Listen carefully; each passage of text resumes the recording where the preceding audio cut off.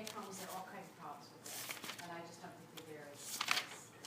For those of you who really work really hard, the take-home really isn't, it sounds odd to say this, it is not the complementary challenge to what you've accomplished. And I have to disagree. But you know, like I said, you wrote a very. I don't even know what their expectations are. I actually read all those that have come in already that came before I left the house today. I have read and actually commented to many of you. I won't be able to do that with all of them, but those that trickled in a little early, I would read it and make some remarks. And I've really been quite impressed with the quality of the essays that you all are doing. And I want to say, before we get into this last lecture, where we're going to sort of do a sort of map out the parameters of Ukyo, and that's all we have time for, and then do a very quick review. I want to say that those of you who have been consistent in this class, coming regularly, you did a great class. I really enjoyed you, and it really, really came through, not just over the course of the term, with the kinds of questions and whatnot that you all were asking, but it really shown in the quality of the papers that you've written so far, those that I've read. You know, I've been doing this project or this particular assignment for years, and I would say that overall, so far, this is the best crop of second essays that I've seen. All of them have been very thoughtful. Every one of them has been very different from the ones that have come in besides it. They've all made really, really good observational points. And for me, it's been very, very gratifying to see how you all have just really absorbed and responded to this material. And it comes through in that second trip to the Asian. So I'm really happy about that. And so today, just to do I could have actually let this recap out at this point, because we always go over again. We talked about last week, we talked about the eccentrics, and as I had said, I'm not really quite sure why they're specifically referred to as that, because they overlap so many of these other schools, particularly the manga artists.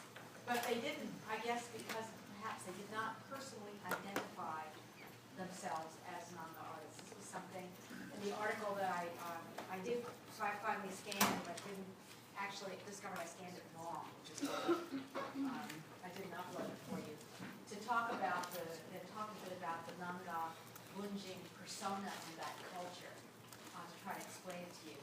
But these people did not really specifically identify that way. So does that mean the article won't be up before the final? No, there's no point at this point. You know, I mean, I could do it, but I have to rescan it and do it right. I thought when I scanned, what happened was that I scanned it inadvertently. I scanned it so that the pages were as they had been in a reader, which meant that when they scanned out, one was like upside down to the other. And I thought I could flip every other page to correct it, but you can't. You can only flip all of them. So it ended up with just the variations on alternating upside down. So I just gave up. So our first eccentric, and there are others, but perhaps the most important one, if we were to be doing a full year's Japanese course, Maruyama Okyo, who is notable for a number of things. He's often referred to as the one who stands out in his nature studies. In fact, it's not true. Nature studies. But what you might be able to say of him is that the photo artists were, even if they were doing nature studies, when it came time to do their doing for their patrons, they were expected to produce works that were in that recognizable Kano style. And Maruyama Okyo, who trained with Kano, did not have that kind of experience. So some of the kinds of things that he absorbed from his nature observations, found a way to his work. So we have a great variety of his work. We have on the one hand something which is quintessentially Chinese and ink painting in its inspiration. This is a classic Chinese theme done with a considerable amount of wit, as we see. The dragons in China, by the way, are associated not only with good fortune, but also very much with water. So you can just imagine sort of coming out of a steam bath here, the roiling clouds and fog and mists, and this slightly goofy looking, sort of grotesque, all done with a very, very skillful execution of washes. So this whole thing is really a testament to Okyo's skill with the ink medium. And then, of course, we have this, which probably should have been more paired with the bugs on the other slide, because this is an example in his most famous work of the pine trees in the snow, in which he incorporated ideas that he absorbed from looking at things like stereo views that were then being imported into Japan in very limited quantities. Perhaps there were also limited numbers of manuals and books that were coming in through the Dutch trade along with those books, and also his own observations. So in this, he took that ink skill and applied it to trying to replicate Western, what he identified as Western effects, such as chiaroscuro on the side of this tree. And of course, he's let go of all of the sort of stereotype brush effects, such as the craggy bark and all that sort of thing, all gone here, to give you this impression of a tree or two trees completely embedded in snow. And yet, it's also incorporating certain other elements that are quintessentially Japanese, more so than Chinese even.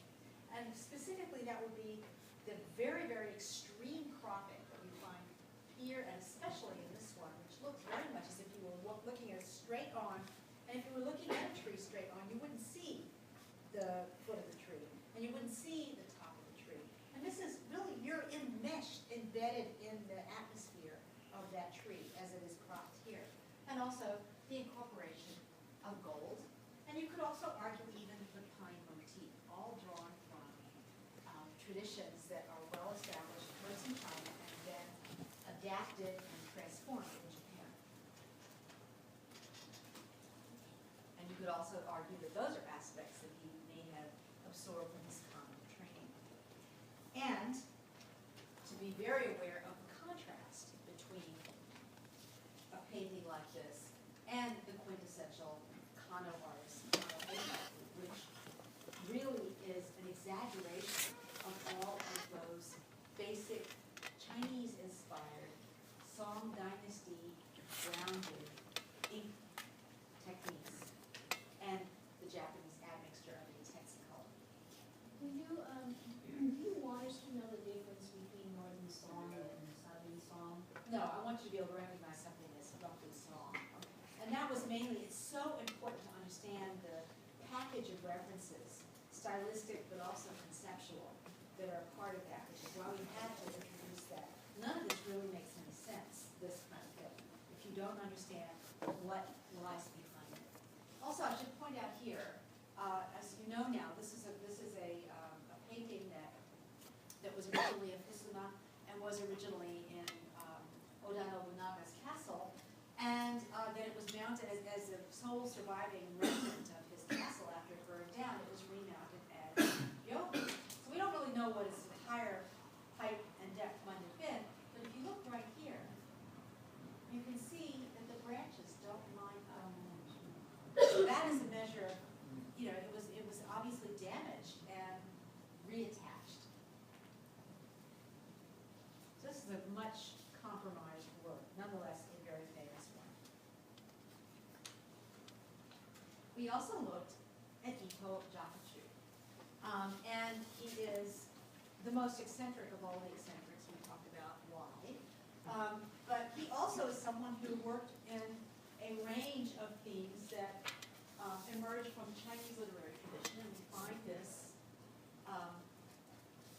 one example here. There are others of his. This is a classic theme of Plum in the Moonlight, classic Chinese poetic theme, but done in his highly unorthodox fashion. You can see here, if you were to compare this to, this is very much what a literati painting would look like. So that's one of the reasons why I have trouble differentiating in my own mind why this would be specifically not literati unless he's self-identified in that sort of non-fashion.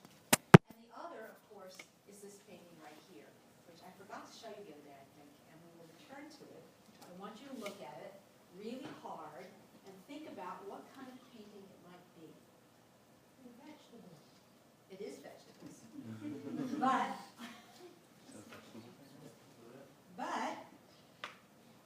here's this one, to just sort of compare it. This actually is another artist I used to talk about a lot in this class, another manga artist, but I decided to leave him out. What are we looking at here? Is it the ascension of the Buddha? Huh? Is it the ascension of the Buddha? It is the The ascension. death of the Buddha? I didn't. Of the death of the Buddha. It is the death of the Buddha, like Kara Nirvana. That's good. Oh, so it's It's fabulous. Okay? And, you know, I think that Dennis and I were talking about this just before class about some of the nature of Buddhism. You had that wonderful question about the issue of passion.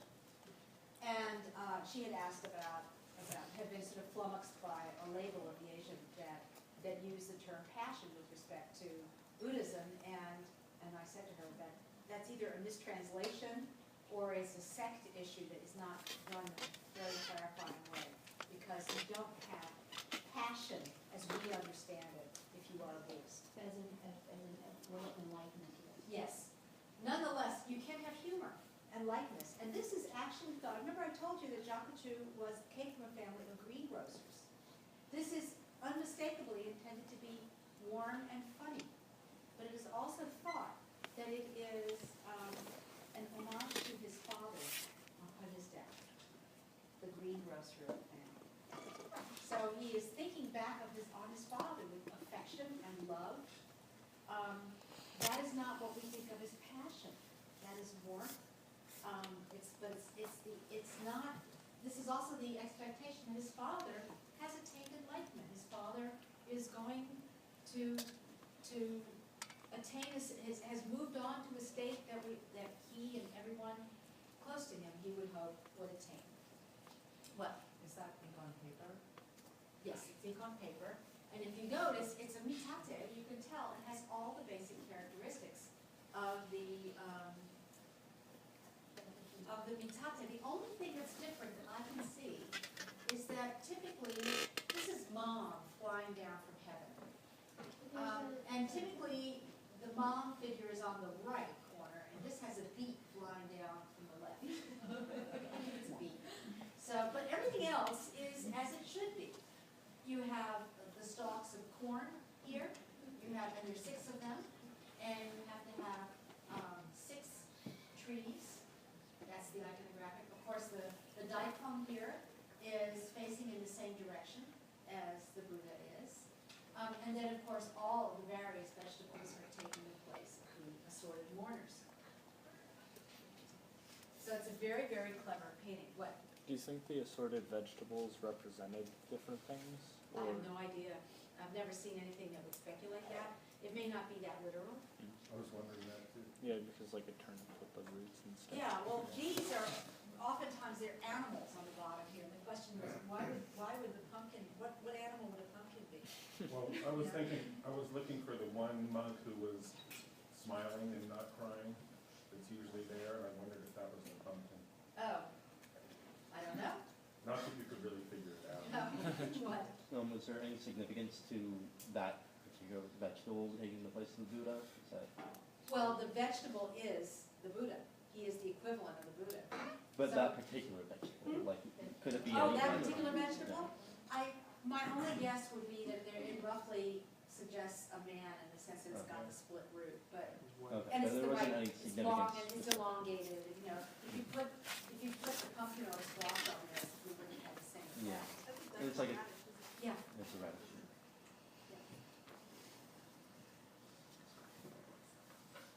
So this is, now you know, a mitate. And it's a great example, a wonderful, brilliant example, really, of the high, in other words, the parinirvana, being expressed with the lowest of the low, really, you know, not even a person, but vegetables. What? Other examples of the mitate would be like the guy with the bow and arrows floating through the clouds like Buddha and stuff like that. The what? The guy with the arrows floating through the air like a Absolutely. Buddha. Yes, I mean, most of the mitate we see, and we're going to look at those today, are usually identified with ukiyo-e. but that is not always, it doesn't have to be the case. It is a form of humor. And it turns up in other kinds of circumstances. We also looked at the colorful realm of living beings, which are these exquisitely rendered, highly naturalist images of the most mundane things of the ordinary world. And we looked at a number of them. I couldn't show you all of them. And they are done with extreme skill in mineral color on silk. They are done from observation from nature, as we see in these two. Also this one, but this one, he had chickens as pets, and he loved them. And also from an acute understanding of not just the behavior patterns, but also the physical structure of things. The bracts that are the hydrangeas here are built up by piece, and that the skill of this is such that there are no fine lines dividing the parts. But what we see or read as fine lines, in fact, are empty spaces between the forms. So they're really quite exceptional. And they are 36 hanging scrolls that you can color on silk. And they are intended to fill the role in a display around a Shakyamuni triad that is a copy of a very famous, or thought to be a copy of some very famous paintings from his period that were brought from Korea, what is now Korea, at that time was Chosun. And they are an interesting contrast to both the vegetable part of Nirvana and the 36 paintings from the living beings, because you can see the incredible scope of capability that we have here. These are iconographical religious works, and they are done with extreme precision. Every element about them is determined for iconographical, religious, symbolic reasons. And they have to look a certain way. So, and they are the centerpiece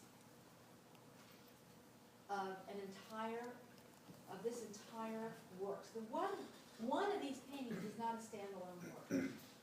These paintings are a group that function as homage to these figures, and they say, and they represent the idea that you find enlightenment in this world, that all of the realm of living beings has Buddha nature in it. It's an absolutely profound and really exquisitely beautiful sentiment. So, for years I used to think, why am I interested in the religious part? I want to look at this part. Well, you can't do that. You have to understand these as an entire religious conception. Do you know what kind of Buddhism this was? Well, Shakyamuni is often identified with Zen. I know that Bill Hsu was active in more than one Buddhist community in Kyoto. I don't know which one he was most identified with. He had very close relationships with several abbots. So I could go back, I suppose, and look to see what temple he was identified with. But whether it was his personal, I suspect given the effort that went into it, he probably was his most important association, I would guess. But I didn't need to look at this. And then I want to sort of move into, that was basically what we looked at the other day. And now we have to come back to the basis for ukiyo-e. And we have only time to do a sort of overview. So we'll map out the parameters, give you a grounding so that if you were to go back and make a fuller study of it, and there's all kinds of stuff available on ukiyo-e. It's very, very, very much published on. But we can start with this. What kind of paintings are these? Do you remember? Scenes in and around the city. Scenes in and around the city. What city would they be? Most of the time. Tokyo? Tokyo. And never would it be Tokyo. It would only be, there are such screens of Edo, but the quintessential one is Kyoto, because it's the capital. And what's the Japanese term for these? Scenes in and around the capital. Do you remember? It's too complicated. It's a Hsu Rakugai Zoo. Zoo is picture, or actually more like a map. And when we looked at them the first time, we were looking at them in the context of battle scenes, the Hogan and Haiti Wars. And I had said at the time that there are many types of activities that one finds depicted in the context of these types of screens. And the quintessential ones are not the battle scenes so much as the scenes of festivals and daily life. And that's what we see here. We see a parade, probably the Gion Festival, happening in the various streets of Kyoto. And if we were to zoom in, which we can't do on this particular image, you would see that what we see here are ordinary people. And these paintings are considered to be among the earliest, if not the earliest, extant examples of what we would call genre painting. Because they don't depict Chinese immortals, they don't depict Chinese scholars, they don't depict samurai, they depict ordinary people. So there's that question that comes in the early part of the term, somebody always asks it, where are the common people? Well, here they are. Here are the common people. And it is in the context of the common people that we find the beginnings of ukiyo-e. It's important to understand, though, that when in a class-designated society, hierarchical as this was, these were considered the vulgar people, vulgar and low. And that idea comes through in the Genji model, that if you're not high, you're low. That's just the way it is. What? Would an example of this be like at the Asian Art Museum, they have that polo game? Would that be an example of this? I can't remember what that tree looks like, but no, unless it is in the context of Kyoto, it's not. What you're talking about is a panorama. And you Yeah. see something, but a panorama is not a rakuchu rakugai. Okay. Rakuchu rakugai literally means scenes in and around the capital, and it literally Okay. means a bird's eye view, up tilted plane, in rich color with gold. Mhm. A view of the major buildings of the capital city of Kyoto. Okay. The hills, and if you knew the city well, you'd recognize which buildings are where.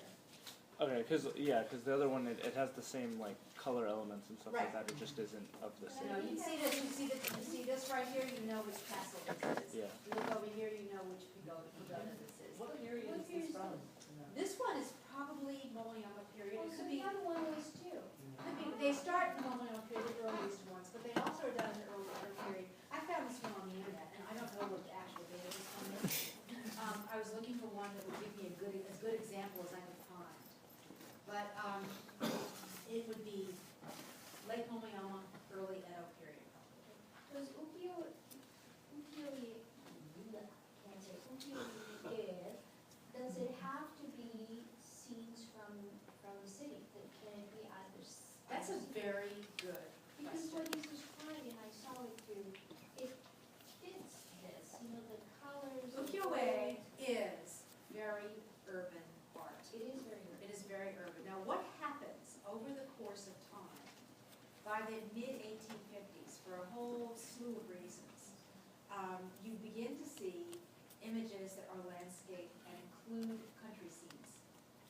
And I'll mention when we get to those, the reasons for that. But it begins in urban art. It is absolutely an urban idea. Now, what you usually see about ukiyo-e, and it's true about 95% of the time about it, is that it is the art of the common people. Cheap stuff, published in vast quantities, and we'll talk a little bit about that. But that's not 100% of the truth. It began as expensive things, and owned by wealthy people, and there was always an element of very expensive, highly skilled works that were done in very small quantities for profit. And I was very tempted to show you some of those and decided that no, we just didn't have time. So we're going to stick with the standard, this is what it is kind of thing. But to bear in mind that although you can generally speaking say, yes, it's the art of the common people, there are elements of it that are not common at all. Nonetheless,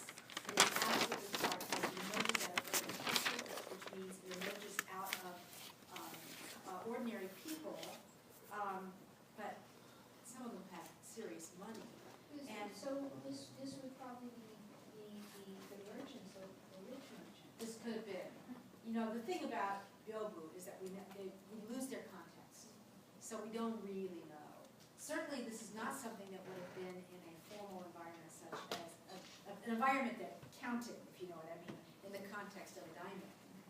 But it certainly could have been owned by a wealthy merchant. Some of these are thought to have been done by Kano painters, some of them are thought to have been done by Tosa painters, and some of them are thought to have been done by Manchus. So there's a lot, there actually is a book about it, someone named Matthew McGillivray, if you're interested in this, his first book. But there's this dissertation on that, the dissertation turned into a book.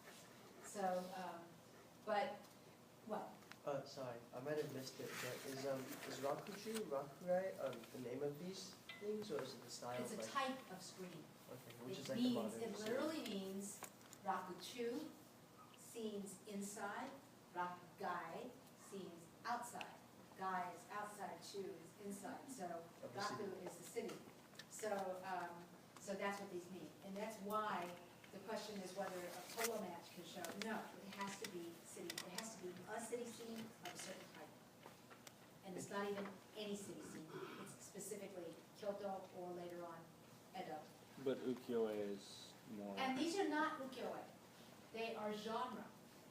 They're genre, which means their focus, inserted into some of these screens, not all of these screens, are these images of the life of common people, their festivals, their activities, that kind of thing. And that is why the subject of ukiyo-e often begins with the idea of what is a genre painting to start with in the context. That's why we brought this up here. And also to know that rakuchu rakugai isn't necessarily battle scenes.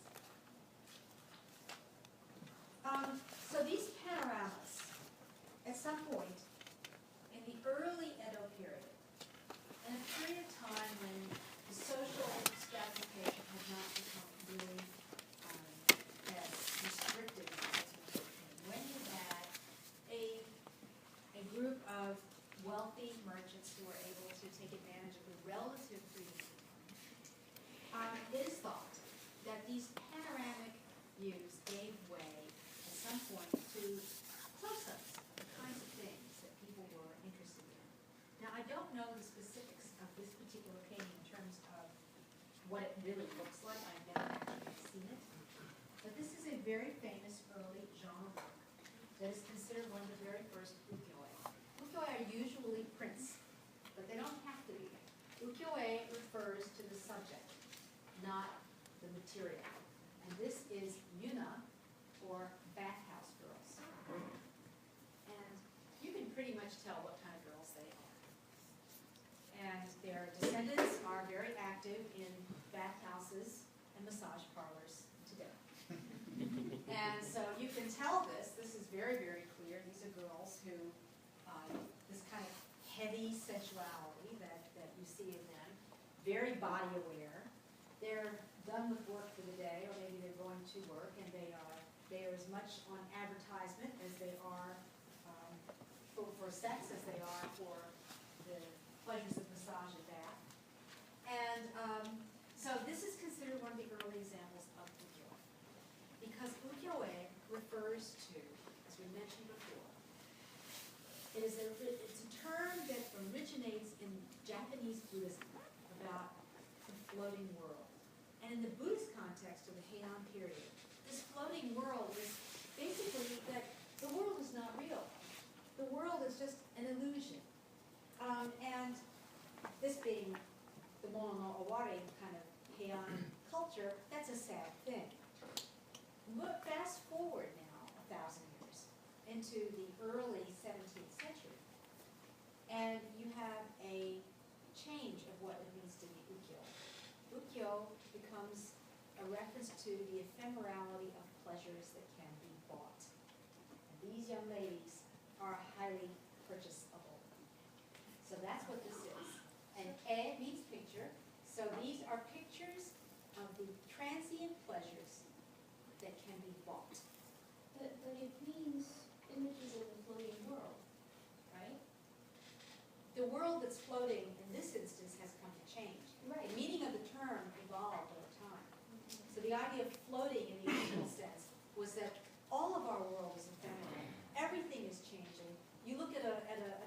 floating down the stream and you're reminded of the fact that you're gonna die.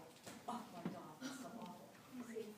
But fast forward 1,000 years, the concern here in the context of the emerging urban culture. So the floating world becomes a pleasure. Well, yes, cheap, well, not necessarily cheap pleasures. And the reason why this happened, because these girls were cheap. But what we're gonna be seeing, and some of the ones we've already seen were not cheap at all, but they were purchasable. What happened was that I'm sure there were always prostitutes in Japan. It is the world's oldest profession, so to say. But what happened was that in the period, at the transition between the Momoyama period and the emerging Edo period, remember there was the battle, I mentioned it, that Hideyoshi's son, who was underage, and Hideyoshi himself had so antagonized people that many people had left were no longer his supporters. He lost a great big battle to the Tokugawa, and that marked the beginning of the Tokugawa regime, which we now refer to as the Edo period. When all these men were slaughtered, it left many, many women bereft. These were upper class women who had very refined upbringings, who were now without men. And this was a society where there was nowhere for them to go. And there was evidently one enterprising, we would think very corrupt individual around, I don't know who he was or don't really remember anymore, connected to the Tokugawa, who hit upon the bright idea that he could save these women by turning them into expensive prostitutes. Is that where the geisha comes from? Not quite, but it is very much associated with this world, because the world, once it establishes itself in the early 17th century, it takes a number of generations for that full-blown culture to emerge. But the beginnings of it lie in these women who were upper class, and the very important part of this, upper class educated women who were many times beautiful, very cultured, and so that not only, it also identifies them with, it identifies the emerging licensed prostitution culture as one of culture. So it's a very strange confluence of seemingly contradictory things that come about because of the origins of this. These girls are not that. These girls are probably farm girls who prefer to be in the city life. Wait, so What? so does ukiyo-e refer to any sort of prostitutes in that world, or is it just refer to the cheaper ones or the more? Is there a different? Does it? Any sort of prostitute. Okay, so It there also isn't a refers to differentiating. how many actors who often prostitutes do. It refers to the whole pleasure world. It right? refers Not to the just pleasure world. Okay. You buy tickets to kabuki, you buy an opportunity with a male prostitute or a female prostitute, and there's a price range within that. When you had a question. Una or Yuna is the title of the work, and then Yuna means, that's what they are. They are bathhouse girls, and Yuna is the term for what they are. And then what about Anon? Is that the artist name or anonymous? Anonymous. Okay. Anonymous. We don't know who he is. So it's Yuna.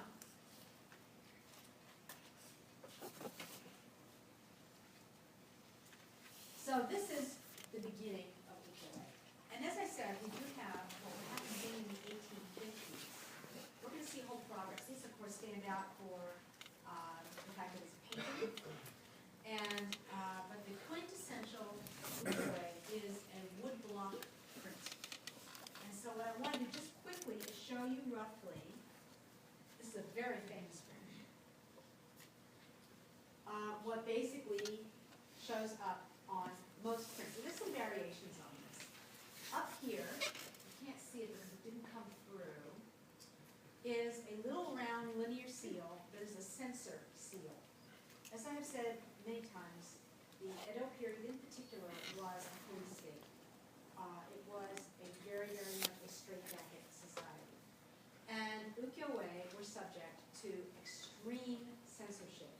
Every print, every design had to pass a group of censors. If it did not pass, the publisher and the artist, who were different people, could find themselves fined, they could be in stocks, they could be imprisoned, all kinds of terrible things could happen if they chose to risk the censorship law. So you knew that the print was legal if it had, right up here usually, but sometimes down here, on the margin, a little, usually round, sometimes rectangular or ovoid print, seal that you find here. And that would have the date on it. Then, these elements here, very typical of ukulele, are referred to as cartouches. A cartouche being a lozenge shape or rectangular form that is as if you pasted a stamp onto the work, but it's not. It's part of the design. And the cartouche will contain the series name and the specific print name. And then there will be another cartouche in another spot, in this case it's down here, with the name of the artist. And sometimes you will also have a print name with the printer, the technician who printed it, and also sometimes the publisher, who also has his own seal. So there are a whole bunch of identifying seals that will be on typical prints. And you find combinations of this. So the first thing to understand about ukulele is that by the mid-18th century, they are, and we're going to look at some other examples of this, a high point of the printer's art. And we're going to look briefly at what that development is. And that they are, although we identify them with specific artists, such as Hiroshige in this case, in fact, they are very much collaborative works. They were done at the behest or under the direction of a publisher who specializes in these things. There is a chief designer who was the artist we associated with, and then there's going to be somebody who carved the wood blocks and somebody who printed them. And these are the absolute apogee of woodblock printing. There is nothing that compares to them. When you see some that will really just amaze you. Now this is one of the early examples of a more landscape type theme, but it is also a very urban one. This is a very famous park that still exists in Edo, now Tokyo. Somebody have a question? Yeah, what would make it an illegal print? You'll see. Okay.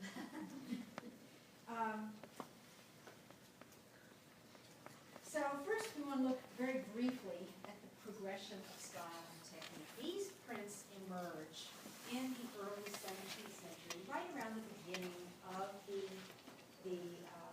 Edo period, with the first stirrings of urban culture.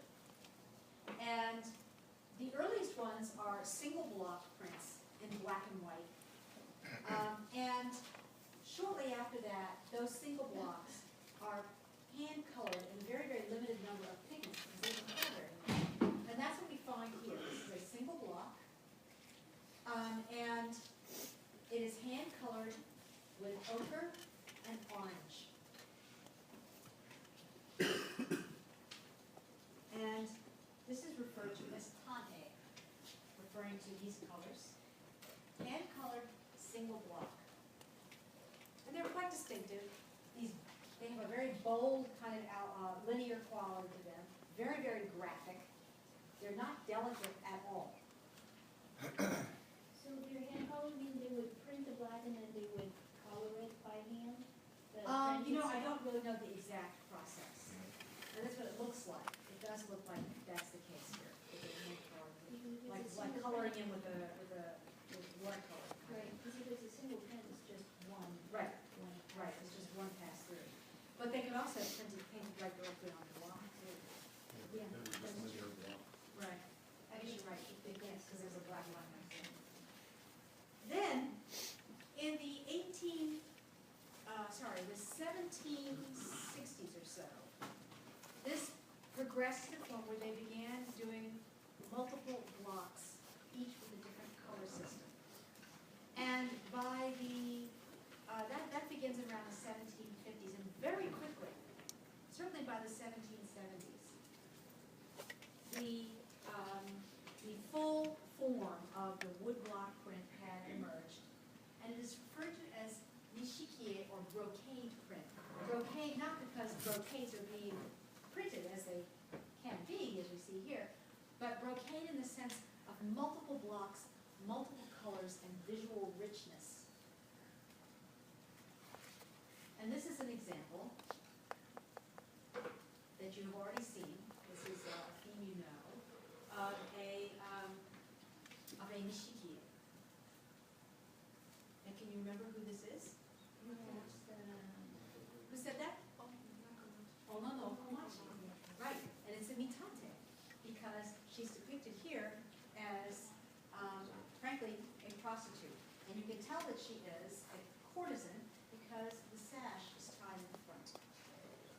When you see women wearing kimono, especially very gorgeous ones, and the sash is tied in front, that is one of the signs that she is a courtesan or a prostitute. Courtesan being a class prostitute. So, why would that be? Just thinking about this. Why would the sash be tied in front if she is a courtesan? Comes on and off very quickly. Exactly. So the first one is 17th century, and this is 18th century. Yes. Yeah, this would be probably early 17th century, maybe 1620 max. So this was around, this kind of thing was around for a long, long time. And then within about 100 years, you're starting to see multiple blocks. And then what happens is that after the 1760s, they become more and more and more complex. By the 1770s, 1780s, they really are exceptional. Let's see, what? So is the sensor seal, that one in the very bottom left-hand corner? This is a publisher seal here. This could be the censor seal, actually. This is a special seal of the, who is that? I know what that is. That is connected, I believe, to the artist, and this is the artist here. And this is the cartouche with the name of the series. Or at least this is the series here. And then this is a poem. You get all kinds of things that add nuance and complexity to what you're seeing. What? Who's the artist? I don't remember who this artist is, actually. I can't always read the In fact, sometimes what happens, I read the name, and then I go back and go, oh yeah, I know that character. I do it backwards, because I don't always remember. So, that's our spread of technique, from this to that. Then within this, we have a range of subject categories. Kabuki actors, Ijinga, this is just a placeholder. Shunga, or spring pictures, we'll see what those are in a minute. Mitate, and landscape. Those are the primary subjects. And within each one of those, there are variations.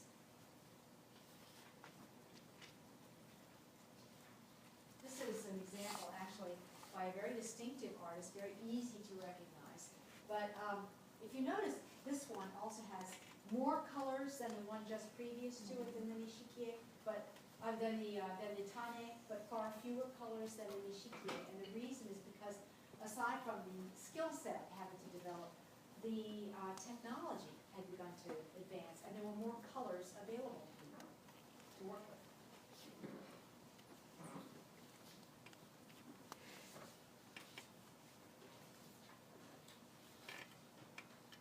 So we want to look at a few kabuki actors, just some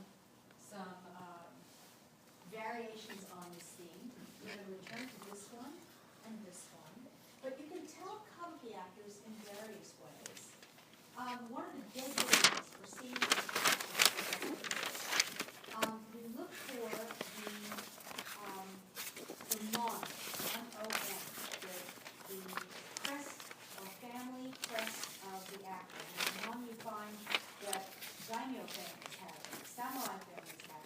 The idea of a family crest is something which was identifiable in Edo culture. So actor families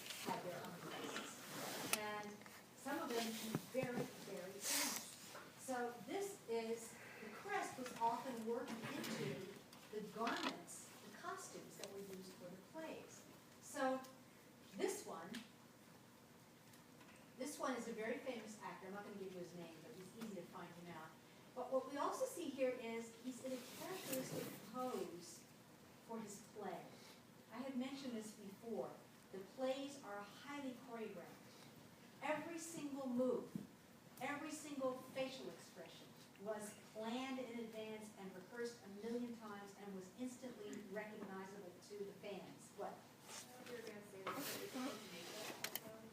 Absolutely, the makeup is definitely part of it. This is a complete and it's really standardized. Anybody in this particular role would be made up the same way. There would be variations on the crest because within a given family, a person would have, the basic crest would be the same.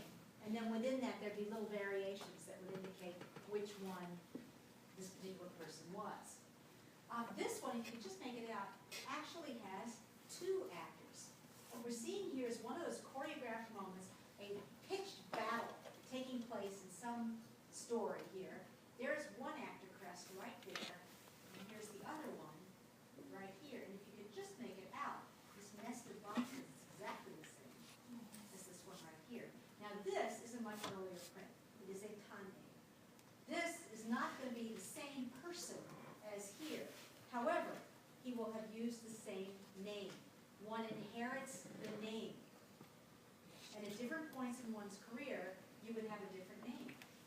So this person, 100 years later, had, in fact, he's the most famous in this particular line, had inherited the name of this one. Actually, the name was Ichikawa Danjuro. And there have been 7, 8, or 9, or 10, or 11, or 12 of them. There's still an Ichikawa Danjuro. So it was just like the basket Yes. makers. Yes, you find this. There are these lineages, and that's exactly right. And you have to aspire to and have to attain a certain level of expertise to be awarded this name. What? Wait, so they inherit the name of their role, or they inherit the name of the actor It's before like them? saying Brad Pitt the first, Brad Pitt the second, Okay. Brad Pitt the third. Okay. Yeah. Are they actually blood related, or is the family crest more about the lineage of the actors themselves? That's a very good question. The truth is, it's about the lineage of the actors, because what would happen is that you can have adoptions into these families. That's a really good question. So sometimes they're going to be blood relations. In fact, more often than not, I think they were. Mhm. But if there was no son, they'd find one. They find Yeah. somebody, Yeah. you're this guy now. Or adopt their son-in-law. Or adopt a son-in-law, to keep the name, to be able to pass it on. But that person, if he was adopted or if he was a natural son, still had to attain a certain level of talent. If he didn't make it, he wasn't going to get the name. It just wasn't going to happen. The Chinese did the same thing. There's a wonderful movie, it's called The King of Masks, and it's just about that. It's about a master who doesn't have any progeny, and he goes and he buys a little boy, but he turns out to be a girl. It's really cool. But it's the same thing. He needs to carry Yeah. on his art, so he goes and buys a boy, right? But he wouldn't have adopted the boy unless the boy was really good. Exactly. He has to train him, and if the boy reaches a certain expertise and has the talent, then he would. Yeah. Now, the other thing about this also is, interestingly, kabuki, these are the equivalent of playbills. They're playbills. They're advertising, these guys were the Brad Pitts of their day. And many of their fans were neglected women because the husbands, this was a period of time where wealthy people didn't marry for love. They married for various economic or social reasons, even within the merchant classes. And a woman's job, and a proper woman's job, was basically reproduce and run the family. And romantic love was something that, for the men, that took place in the context of the licensed prostitution districts. That meant that the women would go to comedy theater and lust and after these unattainable actors. So they were the sex symbols of the day. Another reason why you can tell that these are actors is this right here. You've read now the story of how kabuki began. Kabuki, which was vulgar popular theater, began in the riverbeds of Edo. woman who started it, and she and her girls were like the Yuna. They had other agendas besides putting on performances. And this being a very, very puritanical kind of society, very concerned with morals, as they have to be controlled, certainly, it was outlawed. And they decided that only men could be kabuki. We ended up with the tradition of kabuki actors, much like Shakespearean theater. And then the inevitable happened with the kabuki actors doing the same thing that the women actors had been doing as well. So then the authorities decided, well, we have to make these guys ugly so nobody will want anything to do with them. And so they felt compelled them to shave a patch of baldness on their head, right there. So that becomes a convention in ukiyo, in kabuki actors. So you know when you're looking at an actor print because you see the bald part. When they are playing women's roles, which is what we have here, is they cover up the bald patch with a little cloth. So that you don't notice it. We'll also come back to this particular print. It's a very famous one. So here we have two nishiki. And they are all opposites. Here is the actor's crest on this one right up here. The next category. I'm sorry, can I clarify something? Huh? Maybe this is what you said. Did they outlaw women from partaking because they were having sex?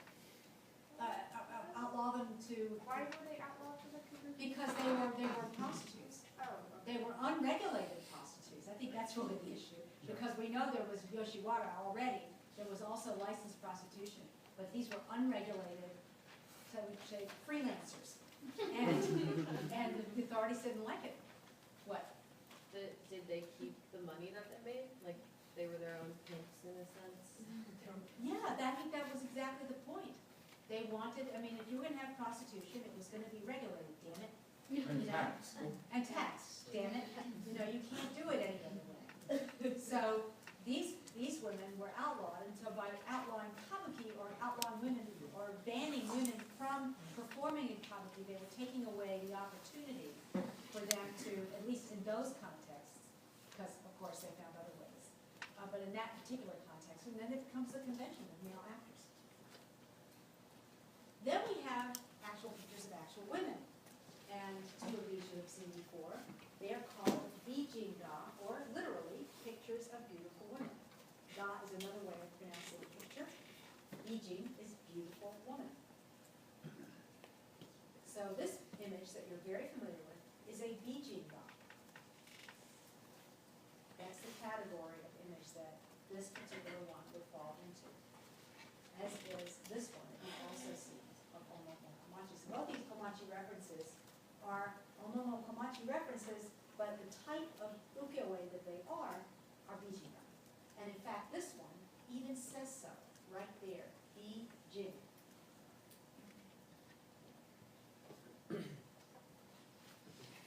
So these two, nishikie, this one is a tanhe, this was actually a painting. So, but this is nishikie bijinga. So that's how you would want us to Right. qualify it. Right. Then we have shungan, or spring pictures. There are many of these. That's a famous one. Very, very famous one. Yeah. This is a very famous one. Yeah, you know, you go online now and there's Tentacle porn? unbelievable stuff that's just out there. And, but this is a reminder of the fact that this is where these books, this is where this art form really began. It began in the context, oftentimes, of licensed prostitution, in the licensed prostitution districts. The people who frequented them were wealthy. And what happened was that the publishers were creating books. They were sort of like album leaves or album books of like magazines of this or that courtesan. And it would have a fairly benign cover image, and then you'd go into it, and as you went through the pages, you would see a supposed seduction, ending in something quite acrobatic. And there are also shangala men with men. And those of you who've taken Richard Van's queer art class, I think you've seen a few of those. And women with women. Huh? And women with women. Yes, there's. And octopus. This is by Hokusai. I mean, the most imaginative and amazing of all of the artists. And this dates, of course, to the mid-19th century, 1850s, 1860s or so. But these other ones are much earlier. This, of course, is an early example. And again, you can see it's completely in the family of the very first one I showed you. These robust, very graphic, linear, single block images. What's interesting is that you see other art in it, like the Robo has that beautiful ink art in it. That's a good point, because as I've said many times, these artists were professionals. They could do all sorts of things. This one is a painting, I think. It's not even a print. But your point is a very important one to always bear in mind, that we don't want to confuse the characteristics of the medium with the broader capabilities of the artist. Many of these people were multi-talented and could create works in many styles and genres. And that whole point I've made many times about style happening for a reason and style being attached to subject, you see it exactly in this image here. You had a question? You said these were shunga, right? Yes. So does the screen picture kind of mean like, like intercourse, like screen? This one? Because it, That's a book. It's not a screen. oh, I mean, it said sugar were like spring pictures? No, spring. Spring, Yeah, spring. Right, and As that's in like, springtime. yeah, Lots of budding life. and that's that stuff. Right? They're also showing the floating world, which is really ornate. Ornate and rich and filled with screens and violas and Yeah. all kinds of artwork. Then we have what we've seen spring. It's called shunga, then. Spring pictures. What? So spring is really just a euphemism for sexy Yes, time. it is Okay. very much a euphemism. Absolutely. So where does the If you're octopus? interested in these, just put shunga in, just do a search for shunga, and you're going to see all kinds. So where does the octopus come from? I mean, is that like It came from Hokusai's imagination. okay? Because I mean, it seems to be like a consistent theme. Yeah, that's like reemerged. Yeah. There are photographic netscape. Oh yeah.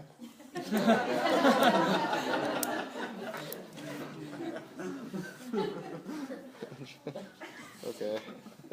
So then we have mitate.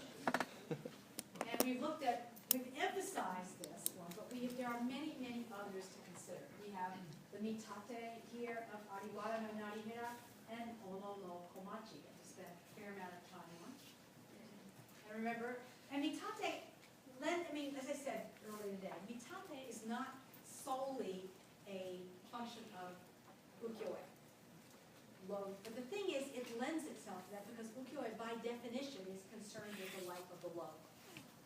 And even when you see a gorgeous prostitute who is done, a courtesan who costs $1 gazillion to have the services of, and is wearing extraordinarily expensive clothes, she's still considered low. In fact, the lowest of the low. And so in terms of subject matter, this is low art. Even though the expertise that goes into it is extremely rarefied and fine. And this actually caused a lot of trouble in the Meiji period which we of course began the class with, when the Westerners began to see these kinds of things and saw how gorgeous they were. And they fit all of the Western, especially because they knew nothing about the subject matter, they fit all the Western ideas about what is art. And one of you had a wonderful musing in her essay about, is it Desiree, are you in here? Yes. Where are you? Yeah, I loved your essay. It was wonderful. And Desiree was really sort of went into the museum and was like, what am I looking at here?